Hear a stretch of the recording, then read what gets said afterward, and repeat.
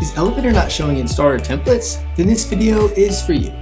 In this video, I'm going to provide you with a quick fix on getting Elementor to show in starter templates. Let's get started. To start, you want to go back to the WordPress dashboard. Hover over Settings in the left side menu. Click General.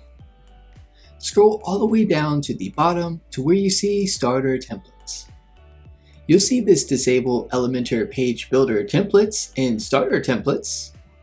If you see a check mark here, that means Elementor is disabled from Starter Templates. You just want to uncheck this and click Save Changes.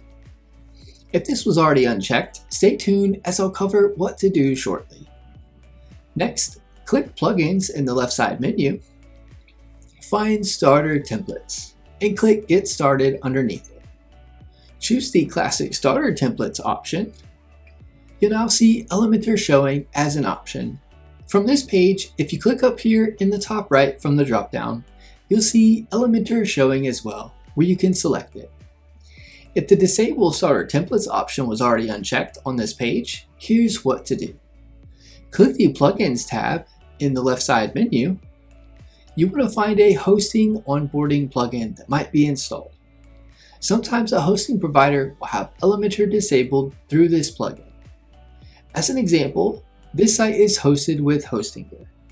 You'll see this Hostinger onboarding plugin. I'll click Deactivate underneath it.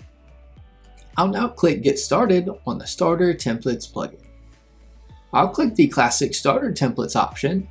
You'll now see Elementor as an option. You now know how to fix the Elementor not showing in Starter Templates issue. Give this video a thumbs up and leave us a comment letting us know if the tutorial was helpful or not, as the comments help improve our tutorials. Be sure to subscribe to our channel for more WordPress tutorial videos.